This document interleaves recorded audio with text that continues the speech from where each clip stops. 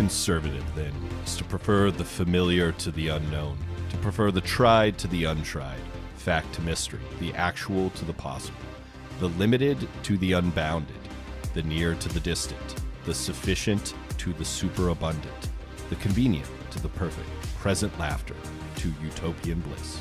Michael Joseph Bookshop.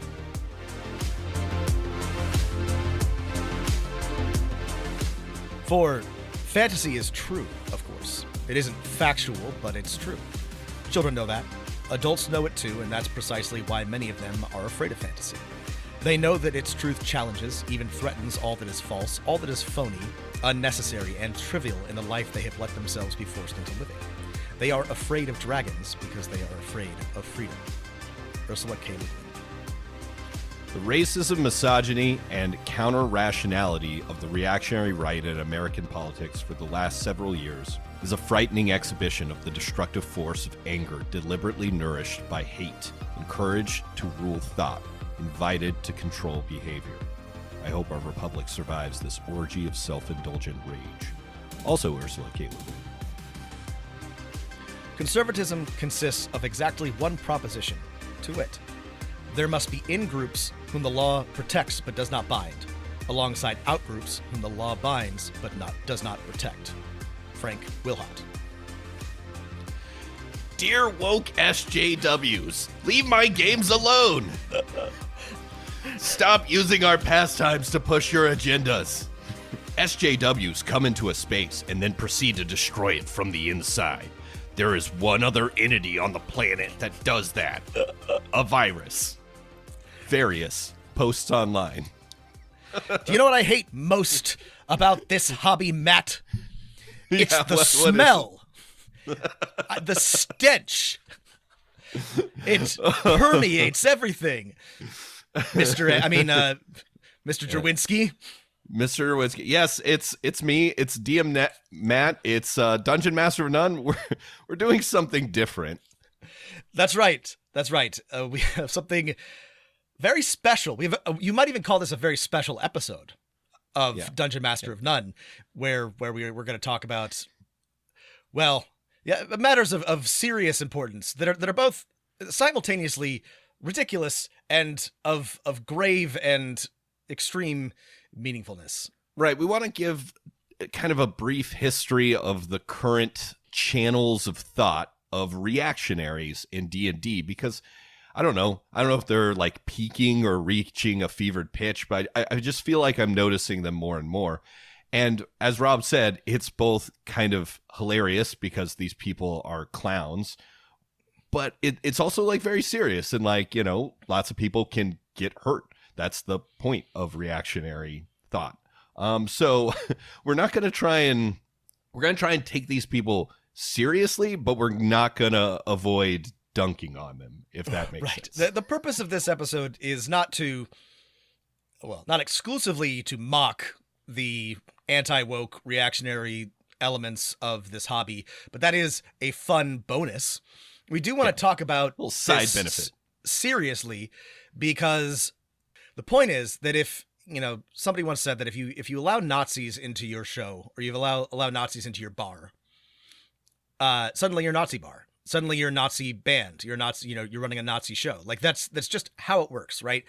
This is the paradox of tolerance, right? You want to be inclusive. You want to allow all people. You don't want to exclude even conservatives with terrible politics. But in doing so, you create a, for lack of a better term, safe space, which then they proceed to take advantage of. That's why reaction, conservatism to an extent, but Nazism, fascism are incompatible with free societies, right? Is because they do not share the same values, right? They do not care about intellectual diversity. They do not care about free expression. They do not care about free thought or democracy in general. So you can allow them into your spaces, but if you do so, they will happily run everybody else out, either through force or coercion. And so I think it's important that we talk about this, because D&D, TTRPGs in general, has a large, vocal, and persistent reactionary element, which I think is losing power and has been for a decade or more, but remains substantial. And I'm not going to name names, but there are people with attachments to this element who are involved at the highest levels of Wizards of the Coast and other TTRPG companies, or who do not see these people as threats. And so I think it's very important that we take this seriously. And Matt has done a lot of work digging into the diseased and poisoned minds of this element of the hobby. But we don't want anyone to think that this is just for fun, or that the whole point is to point and laugh, because I think it is important that we discuss this and take it seriously and inoculate ourselves against it. So I came to this research problem with, I guess, three related questions. So, like, why is the reactionary right sort of getting obsessed with D&D and games and role-playing games? What are people on the far right saying about D&D in the recent past and right now? And, in what ways in this moment are their views evolving and intensifying? And I think, as Rob said, like, there, kind of coming up, there will be maybe some unpleasant views. So just kind of a warning for that. There's a big content warning on this episode, so just be aware. We're not going to pull out the most loathsome things, but in order to discuss this, we have to give space to some pretty awful arguments just to refute and examine them. So just a heads up if that's going to bother you, which it is fine if it does, but that is going to happen. All right, Rob, let's hop into our DeLorean and head back a good 30 plus years. Let's take a quantum leap back to when Quantum Leap was on the air. 1985. All right. America, 1985, Rob. It's the height of the Satanic Panic. Is not coincidence, not when you have careful documentation, I love this guy. You have careful notes, you have eyewitnesses. For He's our instance, favorite one psychologist. Case, the parents were actually saw their child summon Dungeons and Dragons demons into his room before he killed himself. Another case, the kid thought he was laugh about that. That's not funny. I mean, I assume that is actually a suicide, but what a ridiculous thing to say. We talked about this This was what was on 60 Minutes, right? Yeah, there was a Satanic Panic. There's people saying, yes, Dungeons & Dragons is causing people to summon demons into their child's bedrooms, right? And to summarize what was going on here, right? So we had some concerned parents. We had a lot of right-wing Christians, almost exclusively, a couple pop pseudo-psychologists, and then just a general milieu of anti-rock and roll, anti-Satanist activists who claim that, there's basically satanic sacrifices happening everywhere, and that D&D was actual witchcraft and devil worship and was created intentionally to harm children. We talked about this in our previous episode, which is one of my favorites. You should listen to it. But I'm not sure if we addressed this, but looking back, this has all of the hallmarks of a mass hysteria. It really is shocking how gripped the minds of ordinary Americans were by the concept that there were massive satanic sex cults indoctrinating their children, murdering and eating babies, all of these things. The McMaster's preschool, which was at the center of the initial Satanic Panic, they dug up the grounds looking for tunnels, where they were purportedly an armed guy looking for tunnels where children are. I mean, that would never happen in our enlightened time. Obviously, this happened just a couple years ago, with the Comet Ping Pong. The Comet Ping Pong, thing, right? Well, and I think that's why we talked about this again in the episode. There's a clear through line between the Satanic Panic and QAnon and many other conspiracy theories that plague us in the present. And I don't think that it's so much a resurgence as it never really went away and it just continues to evolve. But yeah, the Satanic Panic, we do not mean to make light of it because it was very serious and many people went to jail, real jail, for things that did not ever happen. Completely invented by the fevered minds of bored suburban Americans. But I think where Matt is, or what we addressed in the last episode, what we want to talk about partially, is that D&D got caught in the crossfire, but honestly got off lucky. This hobby, right? It was rock and roll, and people who like were Satanists who got real shit on them, right? Teachers, daycare workers, like really, again, the most vulnerable and at risk members of society. Not, again, the bullying was real, the mockery was real, the fire and brimstone from both teachers and religious figures, that was very real, but the actual effect on Dungeons and Dragons was fairly limited, comparative. And I think it's also important to note that, like, while not every member of the Satanic Panic was like a member of the Republican Party or anything like that, this came from a very conservative place, right? These were people concerned with Satanists, right? They were, conservative. I don't know. It's funny that I think this mind virus or mass hysteria, like, it did jump into the mainstream, maybe in a way that, like, today's like QAnon conspiracies quite haven't won over the sort of normal, folks in suburbia to the same extent, though maybe they're getting there. I don't know, but it's important to note it came. Yeah. Sure. There's like, whenever there's, oh God, what was it? What's that? That furniture company, ever something, there was that hysteria about them like shipping children in cabinets. Like that originated with QAnon and leaked into the mainstream. But like the whole, Matt's right that the generalized, Democrats or whoever are servants of Satan and they're eating your children, like that doesn't quite seep into the mainstream the way that it very much did in the 80s. Like that this was something that was on the lips and in the hearts of many ordinary suburban Americans, again, because it's on 60 fucking minutes. Like, boy, we live in I know that this present moment feels like the stupidest that it has ever been, and it is, but this country has been stupid in many ways for decades. Yes. It's always a nice reminder. And okay, let's fast forward 25 years, because while the Satanic Panic, very much like went away for normal people, for people who are not normal on the far right, it did not. Anti-Dungeon and Dragon and anti-RPG sentiment, like on the far right, like stuck around just because those same people stuck around. Here's an example from 2010 from our least favorite right-wing bigot and failed Keebler elf, Pat Robinson, on the 700 Club. I don't know what game you're talking about. I know there's one called Dungeons and Dragons that literally destroyed people's lives. I mean, they got into this thing and it was like demonic. I don't know what game you're talking about, but if it's based on magic and the occult and that sort of thing, stay away from it. There are other games you can play, but don't get into that. You say, is it wrong or not wrong? I just think that... I love the occult. Occult.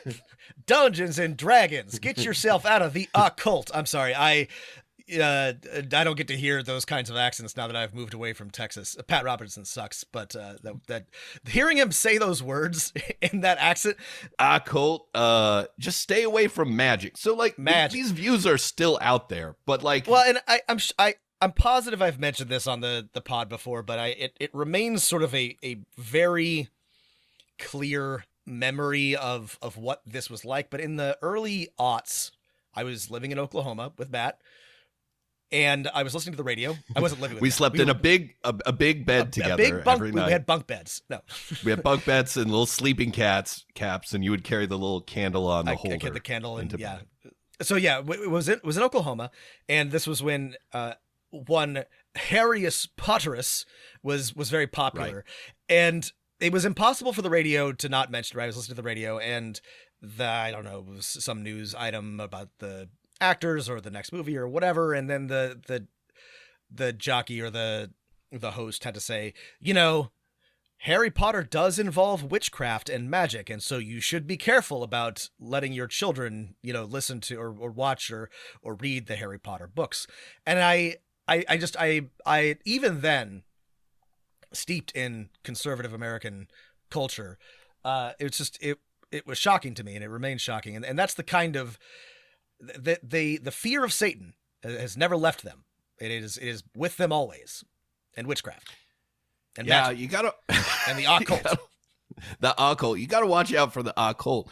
But I think it's around this time, so that we have to introduce a new element to our story, in that people who love the occult and Satan and aliens and swashbuckling aliens and punching aliens and killing monsters with a loincloth wearing barbarian warrior.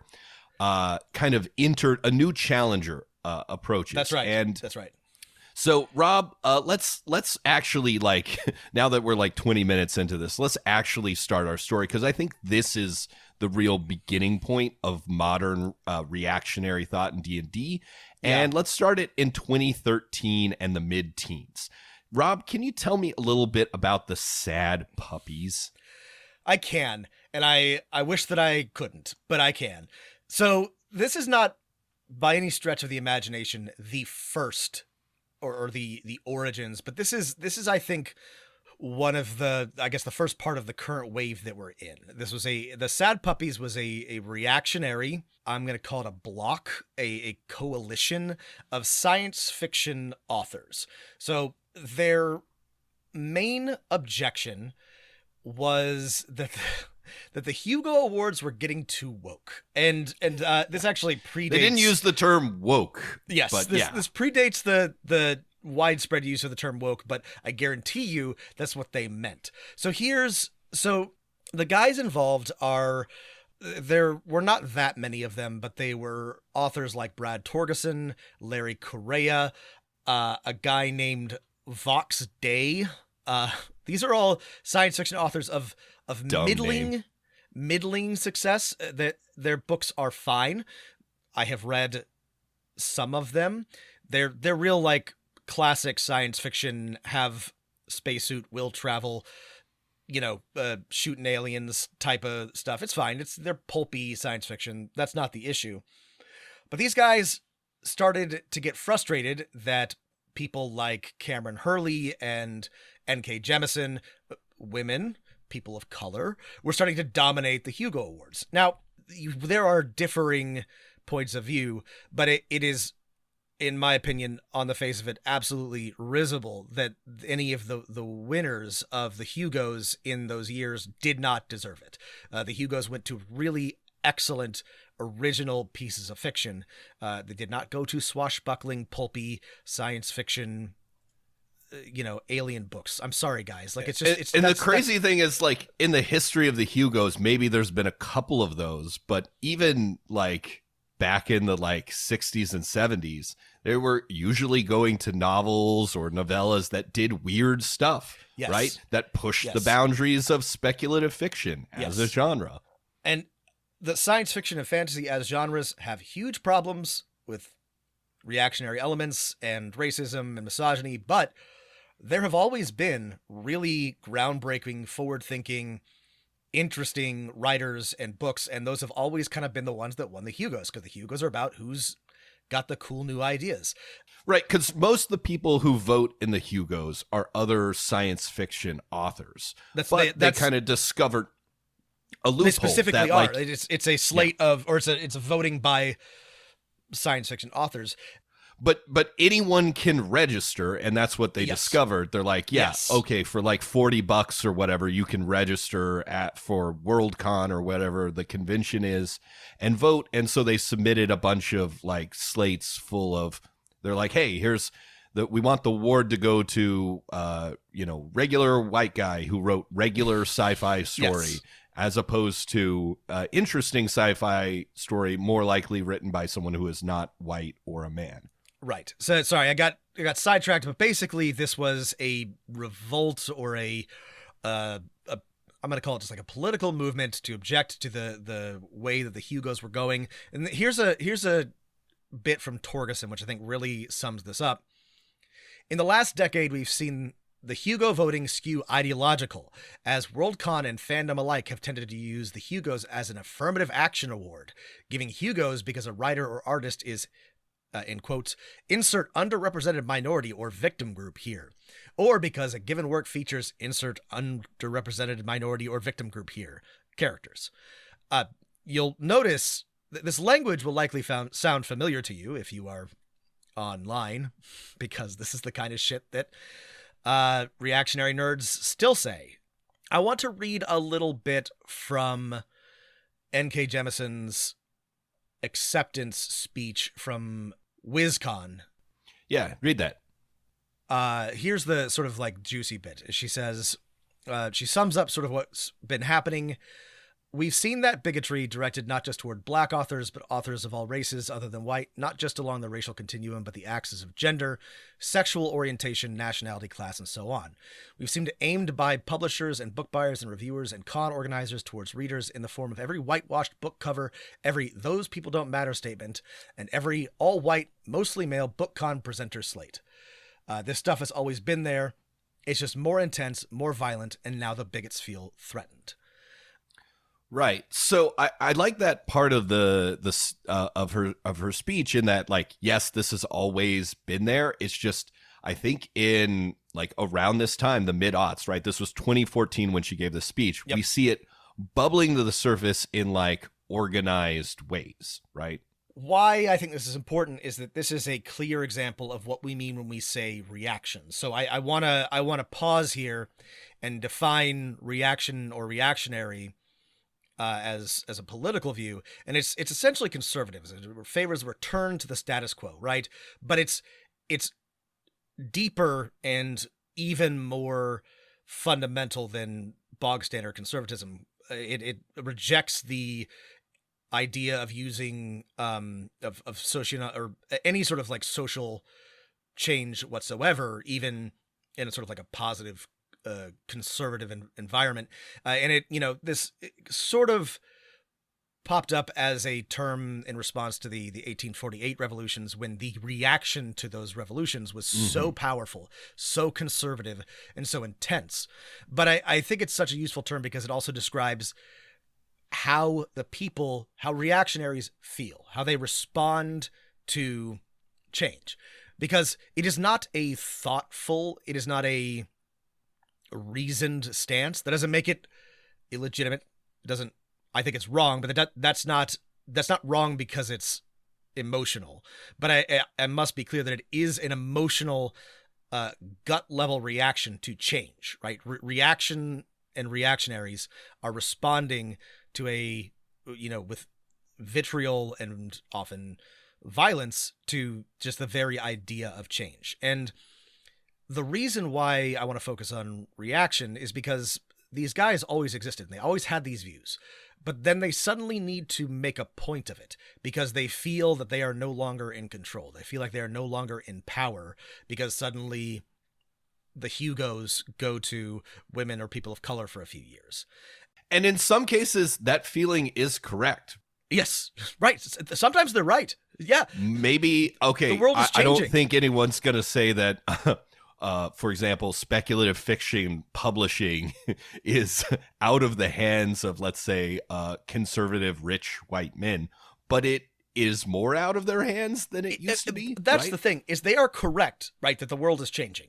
Like, objectively, more women and people of color are there on, company boards. They're being published more often. They're reading office. fantasy books, science fiction books more and than they're playing they used to. Dungeons and Dragons. Yes. And so these things are true and correct.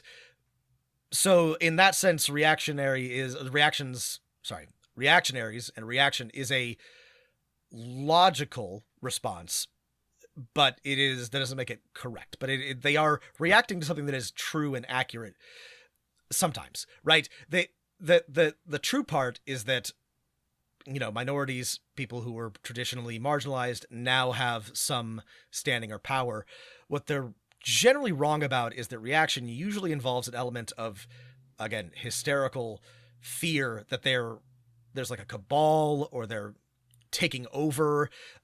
There's clearly in many reactionaries' minds a fear that if people who were traditionally marginalized take over, they will do to them what white people have done to you know, others for centuries. Like they're very explicit about this fear. So bear that all in mind as we are talking about the through line from Sad Puppies to the present day. Speaking of the through line, the Sad Puppies campaign, you know, regardless of the obvious crossover between, you know, most people who play RPGs are also fans of speculative fiction. Right. The leaders of the Sad Puppies campaign, Brad L. Torgensen and Larry Correia, are no strangers to role-playing games. Larry Correia has written novels set in the excellent wargaming / role-playing universe Iron Kingdoms, which I'm a big fan of.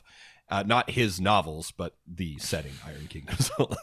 And he recently published a Savage Worlds RPG in his Monster Hunters International setting. So there's plenty of crossover between these people and their fans. By the way, if anyone cares, or if you're a fan of any of these people, I want to be clear that the issue is their political stance and their Sad Puppies, Rabid Puppies activism. I have read a couple of, I think, Torgensen's books. There's nothing especially objectionable about them. I don't want you to think, hearing about any of these authors, that they write like Nazi horrible, fanfic racist Nazi fiction. It's, you know, it's not. I'm sure there's parts of it that are problematic, but it's not like these are truly like loathsome people who write garbage. But anyway, they may be truly loathsome people. Their texts may be. Their texts are fine, is what I'm going to say. I want to make sure that the criticism is correctly targeted. So no one get mad at me if you like their books. I don't care.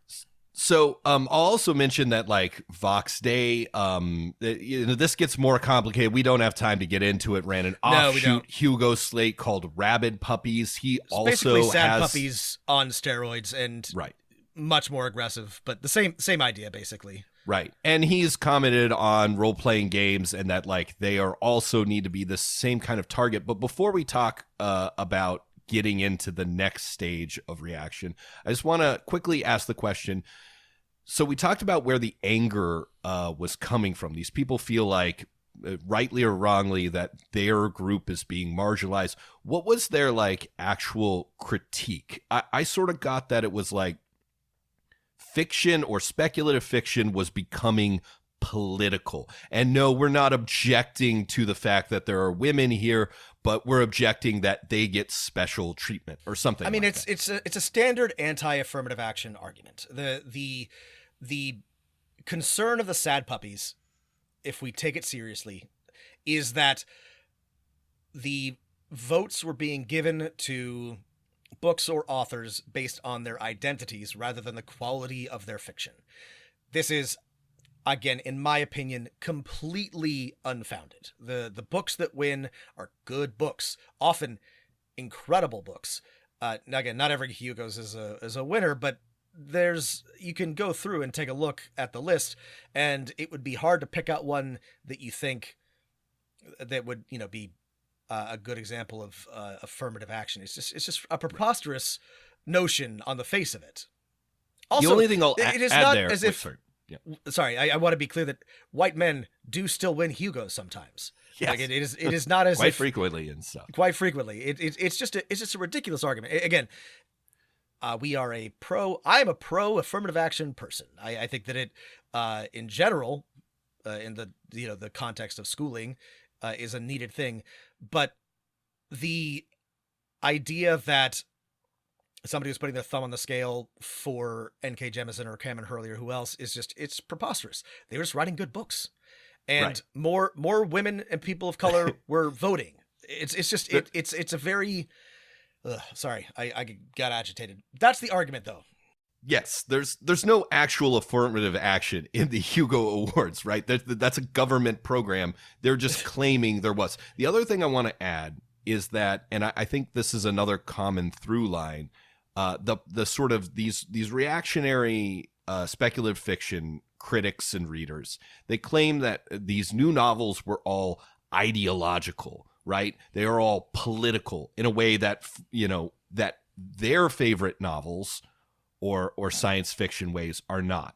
And I think this is a common like reactionary mode of thinking, is that ideology is something that the outgroup possesses, and that Correct. we ourselves have no political ideology. Yes. And that people are trying to put politics into something that maybe didn't have politics. But the only people who can ever have politics are some kind of disenfranchised group. Right. This is important to emphasize because to the reactionary mind, the status quo is apolitical. The way that things are is the way that things are.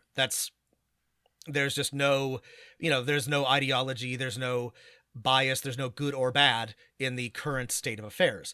So if you try to bring in anything different, or if you try to change anything, that is ideological, that is political, that is, again, you're getting politics in my gaming.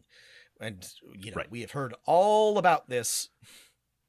I'm cranky just talking about it, but it's again, it's preposterous on the face of it. Clearly the status quo has a political element, right? There is a ideology behind the way that things are. But to the reactionary, and I think that there's just sort of and to be fair, I think there's just a status quo bias in human beings.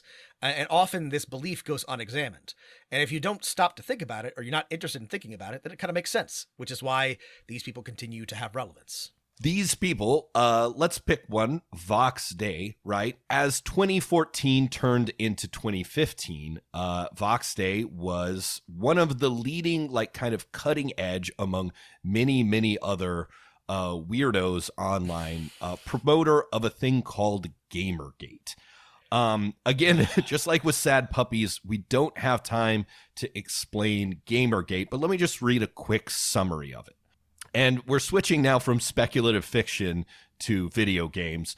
Of course, both of these things are like a much bigger deal than role-playing games, right? Role-playing games are so small compared to video games. Just as comparison, let's see, speculative fiction sales were 600 million last year. Video games, 188 billion. Role-playing games are small potatoes compared to either of these events. But here's what GamerGate was, in case you've forgotten or never heard of it. God bless you and keep you if that's you. Some of you are too young to have really been online, and God, you are lucky for that. Yes. You don't know how bad it was, folks. You do not know how bad it was. In the fall of 2014, under the premise that they were very angry at, quote, unethical, unquote, games journalists, a lie that persists today, thousands of people in the games community began to systematically harass, heckle, threaten, and dox several outspoken feminist women in their midst, few of whom were journalists. The harassment occurred under the social media hashtag GamerGate, which is still a hotbed of debate and anti-feminist resentment today. That's by Aja Romano, writing in Vox. We don't have time to get into it, but it was a nothing burger. It was made up, and nerds were mad about women. And this sounds dismissive, but it is extremely easy to demonstrate in who they targeted and the way they talked. And anyone who tells you otherwise is full of shit. They were mad about women in games. They were mad about women in journalism, and they created increasingly elaborate theories as to why that wasn't true. Anyway. Yeah. Go on. The jump, I mean, as I bet you can guess, was not a big one from video games to role-playing games. And GamerGaters, or GamerGate people, began making comparisons to Bothered About Dungeons & Dragons and the Satanic Panic and the current GamerGate crisis.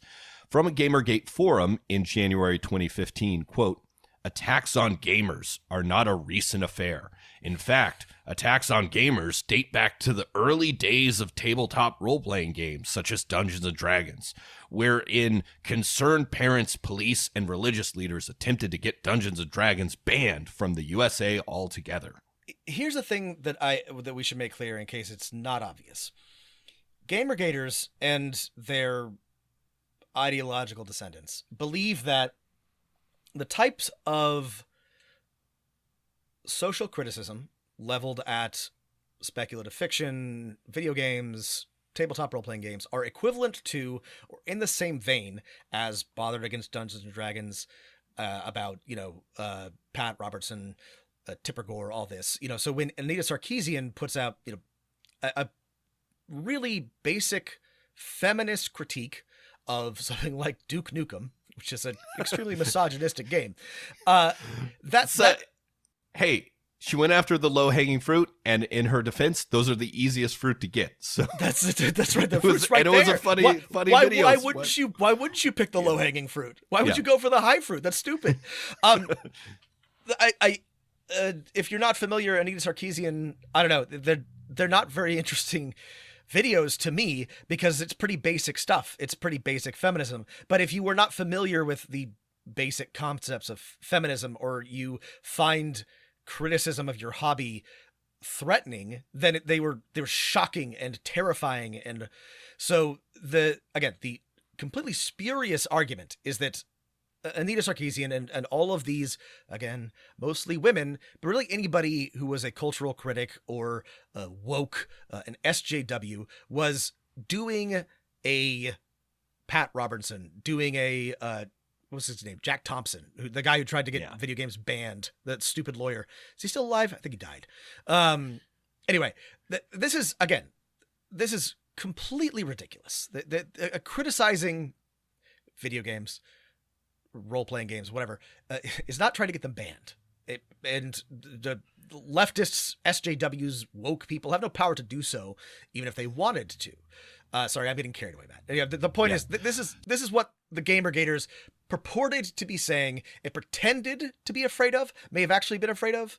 So while GamerGate was like in no way focused on the much, like 200 times smaller role-playing game community, there was infrequent discussion of, quote, problems with D&D in kind of GamerGate spaces. Here is a telling example from February 2016. Notice how long GamerGate lasts. Posted in a GamerGate forum in response to an IO9 article titled "How We Won the War on D&D" by Annalee Newitz. The article talks about how D&D is like a fairly open space these days. Again, this is from 2016. Like, there's lots of new people playing it. Here are, quote, Rob, why don't you read the first commenter on this article? The thing is, now we have a whole...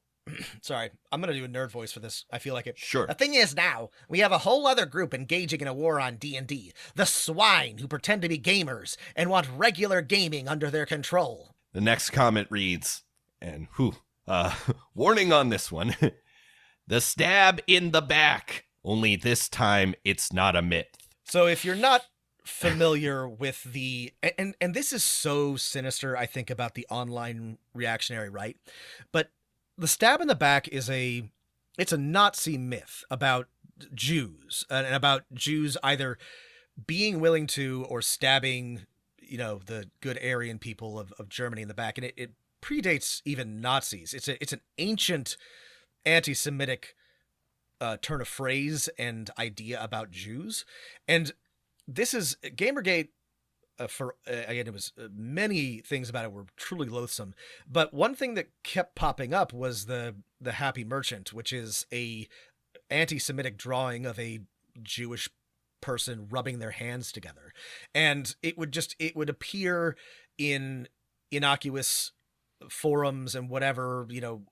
One journalist or whoever would suddenly be depicted as the Happy Merchant. By the way, this is really fucked up, but just this week, FTX went under, the Sam Bankman-Fried's cryptocurrency boondoggle, whatever.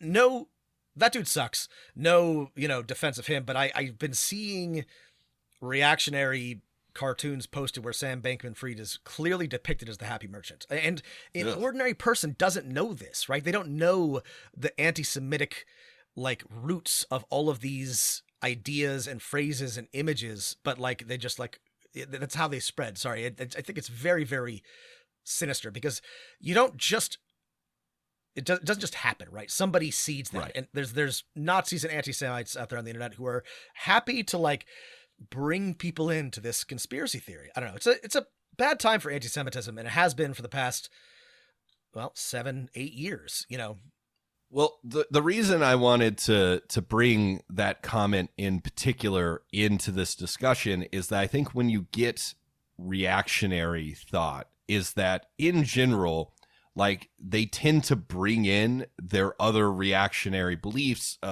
through people who associate with them or something. Just like if you get one terrible belief or critique or reaction against something, it tends to bring them all in. You very rarely find someone who is like, worried about feminism who is not also worried about like immigration, right? Right. It at least in online spaces, it tends to come all together.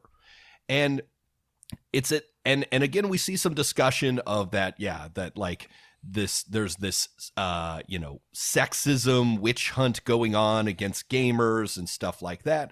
But this is a good comment. I want to read this one too. Sure, go ahead. And here's another comment from a GamerGate forum. And yet they can't see the parallels between that and the PC witch hunts. This is politically correct in this context.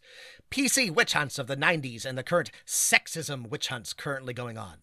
Again, this is laid bare what they're saying, right? To look for or criticize sexism in gaming is the same as the Satanic Panic. Ridiculous,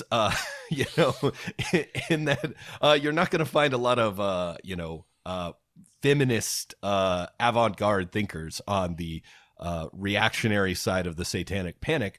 But Rob, while this is going on, let's just switch over gears and go back to role-playing games, because in 2014, 15, 16, if you'll remember, these are the early years of 5th edition. This is selling like a huge amount, and let's talk about what's actually happening with D&D. So 5e was, kind of under the radar, was released during the rise of GamerGate, but before its feverish peak. The Player's Edition for 5e, released in 2014, had a short paragraph on page 121 on gender and sexual orientation. And I think this is important to note here because it was maybe the most, you might call, progressive or promoting diversity thing in basically the whole book, or one of the few things. There were a couple other things about, like, your character's appearance and stuff like that. But Rob, why don't you read that paragraph for us? You don't need to be confined to binary notions of sex and gender. The elf god Corellin Larathian is often seen as androgynous, for example, and some elves in the multiverse are made in Corellin's image. You could also play a female character who presents herself as a man who feels trapped in a female body, or a bearded female dwarf who hates being mistaken for a male. Likewise, your character's sexual orientation is for you to decide. Okay, so obviously, like, in 2022, we may have some quibbles with some of the language there, but like compared to, let's say, not having anything at all or earlier editions of Dungeons and Dragons, like, it's kind of like, wow, that's it's a huge step up from women and men having different baked in stats. Yes, it represents it's a moderately big deal. Again, pretty far behind other hobbies, but it's something. Right. Yeah. I think a lot of people would object to trapped in a body of a different sex. Yes. That's not the language we should use. But so Rob, I was like, okay, this came out in the middle of GamerGate. I'm going to do a ton of archaeology. I'm going to look at all of the right-wing blogs and forums from this time, and I could find very little controversy around this paragraph and other similar parts of the player's handbooks. I saw a couple responses in minor blogs and social media that kind of went along the lines of, sure, it's fine, but do they have to shove our faces into it? The one I could find that was most encapsulating of this sentiment is an RPG blog, and I'll read it for you here. Talking about the 5th edition Player's Handbook, but especially after the "don't let your parent enforce gender binaries" bullshit on the slide at my kid's park, a park for 3 to 5-year-olds. I've had my fill of progressive reformist nonsense. My response was my usual snarky, sarcastic self. Can't we just play without somebody bringing gender politics into everything? This guy is definitely a Oakley's in the car PFP guy. Like, there's absolutely a Joe Rogan reply guy big hot dog neck fellow. Anyway. Again, I think this is illustrative, and there's like two threads that kind of are important to notice of the general trends. Is one, like, people were pretty happy with 5th edition. A lot of people were, even people who were unhappy with Dungeons and Dragons when it first came out. There was not a huge backlash to some of its more inclusive language, and that among the small backlash that was going on, it definitely tended to emphasize ideas about children and gender, which I think anyone who has noticed how the country is going, that this is the big right-wing boogeyman. Yeah.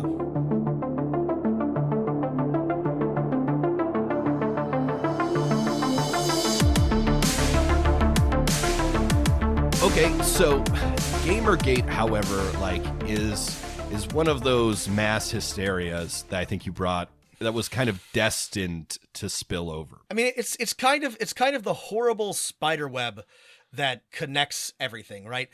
Some people online have a bad tendency to say everything is GamerGate, right? Because certain elements of Donald Trump's campaign or QAnon share DNA with GamerGate.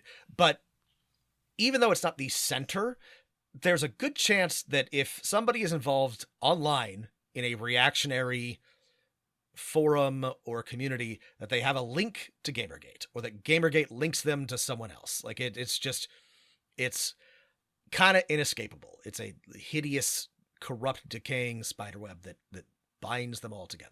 And it got into D&D. Beamdog Studios, who made an expansion to Baldur's Gate, released a new update in March 2016 that was one of many targets of GamerGate's ire in its heyday. Amber E. Scott, writer of the game, faced a wave of review bombing and harassment after it was discovered that a dialogue reveals an NPC cleric is a trans woman. Amber is a veteran Pathfinder contributor.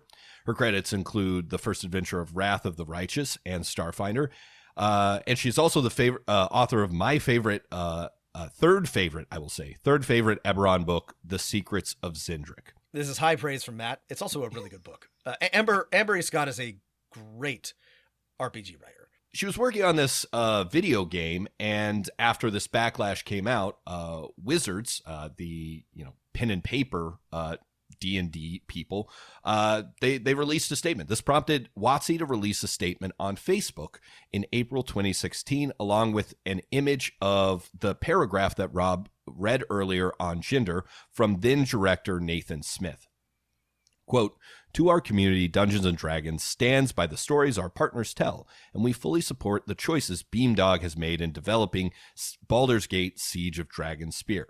Inclusivity is a core value of Wizards of the Coast, and we believe that all people, regardless of ethnicity, background, and gender." By Nathan Stewart, director of Dungeons & Dragons. I want to mention that this is tangentially related, but Pillars of Eternity, which is sort of a spiritual successor to Baldur's Gate. It is not a D&D game, but it is a top-down isometric RPG in the same vein.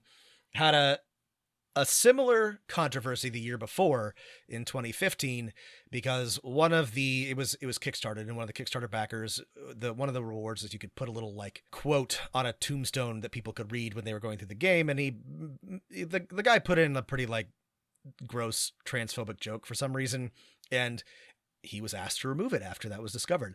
And boy, did GamerGaters not like that. That was censorship. That was SJWs. It was cultural Marxism, etc. Again, very much not a big deal, but either attacks on trans people or the furious resentment at the acknowledgement that they might exist, or that people who are non-binary might exist, is also a core element of this reactionary drive. Yeah, I mean, GamerGate also given us that common phrase we all know and love today, SJW, social justice warrior. Social justice warriors.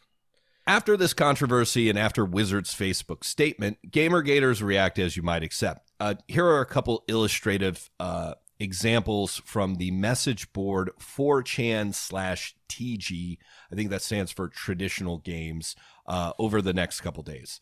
Tabletop games? Here, Rob. Tabletop. Sure I think it's traditional games. Traditional games. I wish I didn't know that. Here, Rob, why don't you kick us off on these comments? Why do SJWs and feminists have to invade every refuge for normal men? Sorry. Normal men. Normal men. Very normal. You're very normal, dude. By the way, one of the guys in my D&D group is gay. He just isn't a We can skip those. No, I should say it. Sorry. He just isn't a damn that makes everything about how he loves the cock. Here's another reply.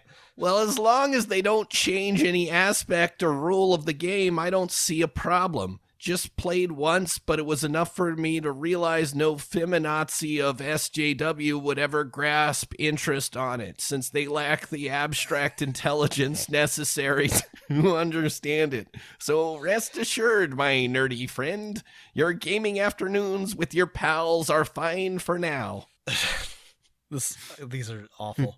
My face when... MFW. Warhammer will be forever safe from this cancer, as Games Workshop doesn't give two fucking shits. Wrong, dude. Wrong. Whoops. Owned. Poorly aged takes. Yeah. Women can never leave men alone. They're like children that never ever grow up. Western women were raised to see themselves as better than men. They were told that they could do whatever they want with no consequences. Hence, they invade our spaces and they act like complete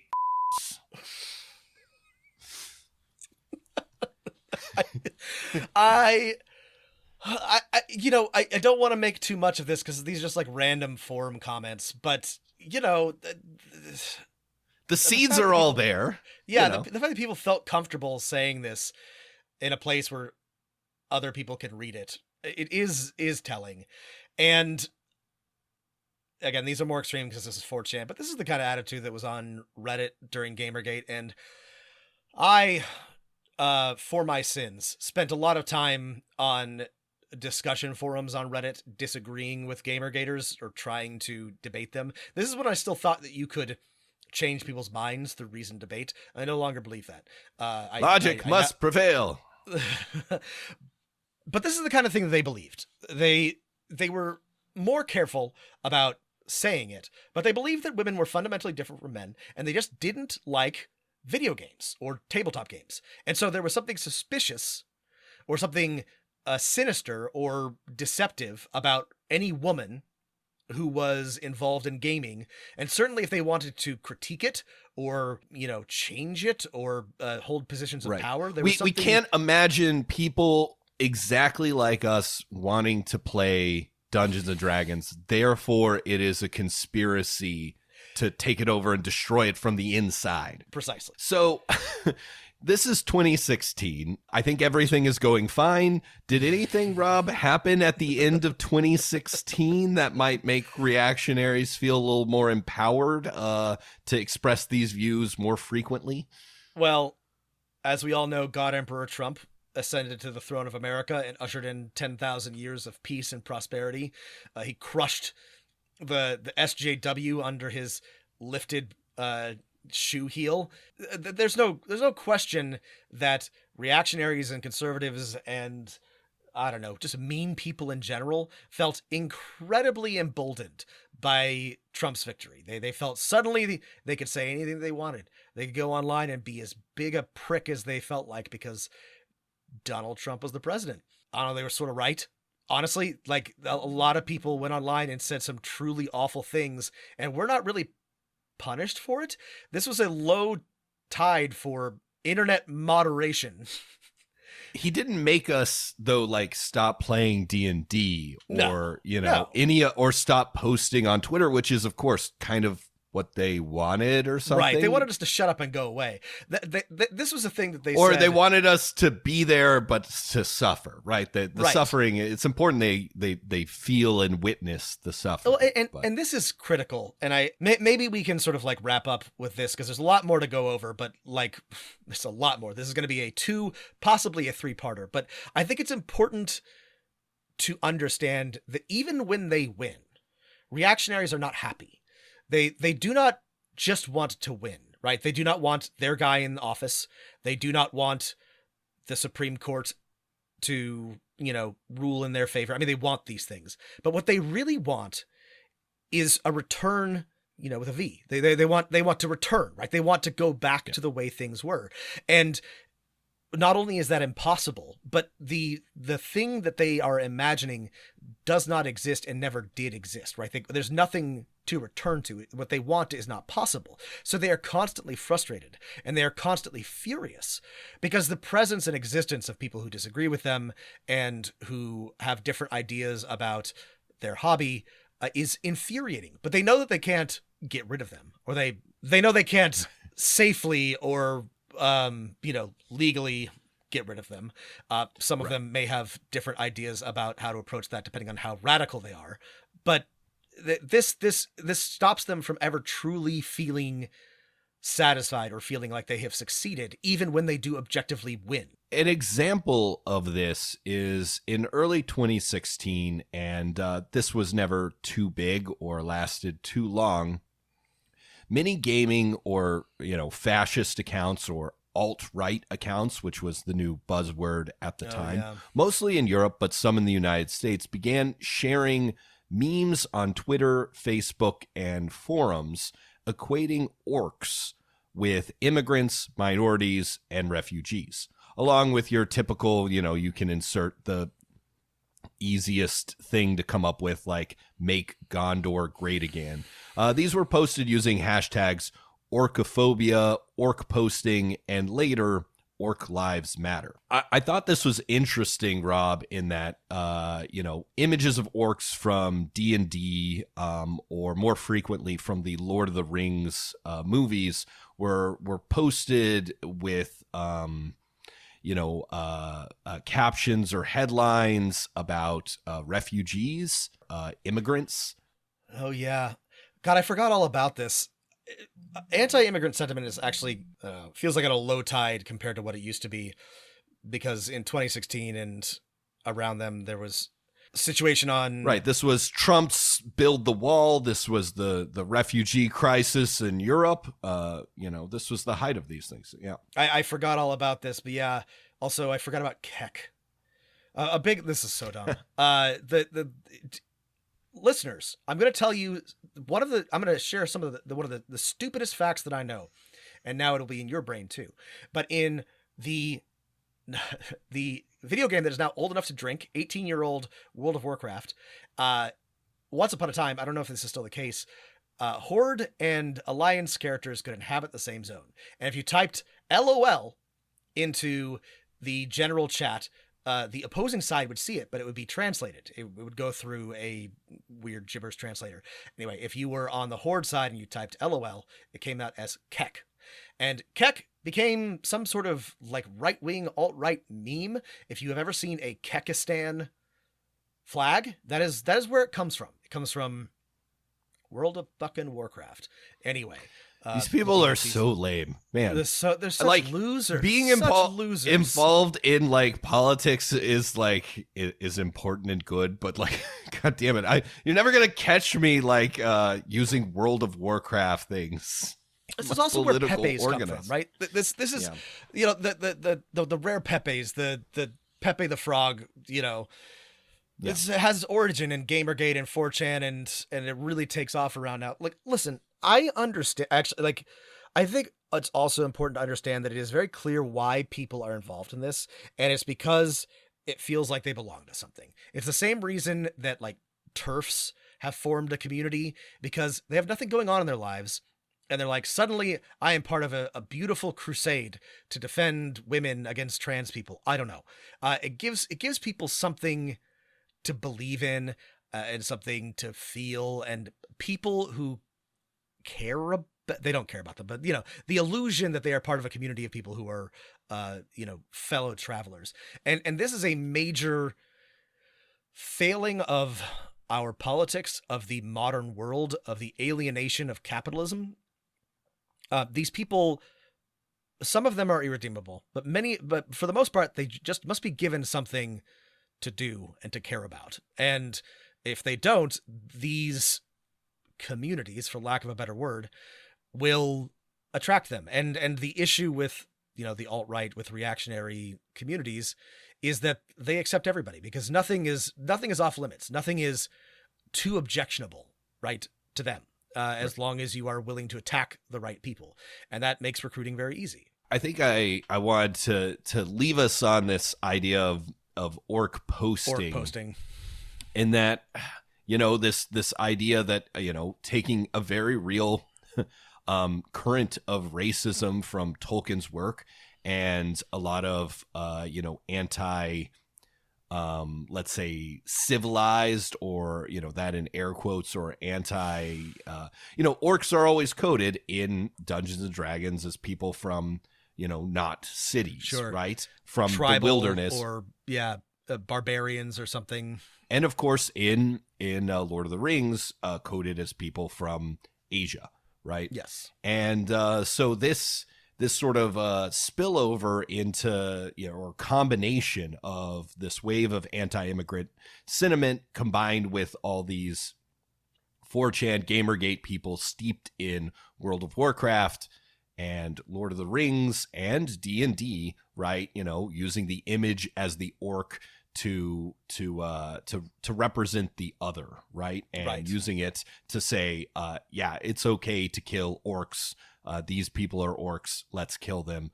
We would never let them into Gondor or Europe or the United States. It sucks, right? But that's what's going on.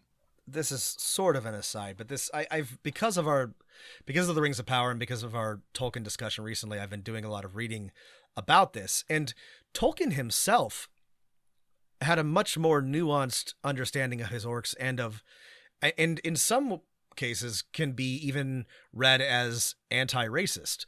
He mentions in a letter to his son, I think about World War II, that I think orcs are as real a creation as anything in realistic fiction. Only in real life, they are on both sides, of course. He identified the Germans as orcs in another letter, but, I think that he thought of orcs as a type of warmongering industrialist, perhaps, given how he feels about industry in general. But this is the thing I've been thinking about a lot, is even though the origin of orcs is more nuanced, even though Tolkien had a more nuanced view, it is so clear that they have come to represent the other, the Asiatic hordes, black people, just any sort of underclass. And I think this is probably the fault of Dungeons and Dragons, specifically, how it was, how they were depicted in early editions by our lovely Gygax and Arneson, because this is the sort of like core perception of orcs that has persisted, right? Is this savage, untamed, irredeemable other. Yeah. I think if we're going back to our research questions, what have we learned so far is that currents of reactionary thought in kind of, quote, nerd spaces, unquote, are all intermixed together, right? Speculative fiction, GamerGate. But the thing that really surprised me that I didn't expect to find in my research is that I think you'll find today, and we'll save this for part 2, a lot of the criticism of reactionaries now is squarely directed at 5th edition Dungeons and Dragons and the company WotC, and then independent creators who are often non-white men. Right. But in 2016, 2017, that hatred is definitely there, but it's not focused in the same way. Dungeons and Dragons had not yet had its GamerGate. It had not yet had its sad puppy, and maybe in some ways it hasn't, but I think what we'll see in part 2 is that those attacks ramp up. The right-wing YouTube and memosphere in Dungeons and Dragons and specifically emerges from its underground lair. And I think we'll go into this in greater detail, but I think that's because in 2016, 2017, the reactionary nerds still thought that D&D was theirs. They still felt like they owned it. Like it was their thing. It had not yet. It hadn't been threatened in the way that sci-fi novels or video games they had been, right. Yeah. And that is no longer the case. Well, so what did we learn here? All right, nothing. What did we learn? What did we learn, Palmer? I don't know. Sir. We went through the foundations. We traced a through line from basically early conservative thought to more or less the present day. We're setting the stage for what is relatively recent, again, compared to speculative fiction, compared to video games, compared to other more popular hobbies. I mean, in fiction, Sad Puppies is only the most recent and most relevant version of this. There's been plenty of these flare-ups going back to the 60s or 70s. Or, Ursula Le Guin wrote a novel, a terrific novel, where one of the main characters changes gender based on the phases of the moon. Did I get that right? Whatever. It's a great book. Yeah. Left Hand of Darkness. Read it.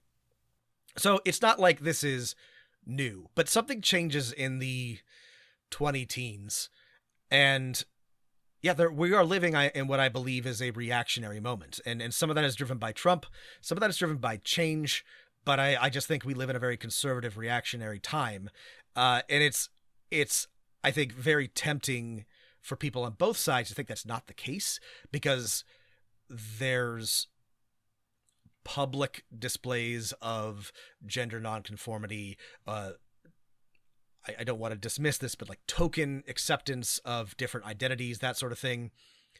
But in truth, the reactionaries still have a lot of power and a lot of control.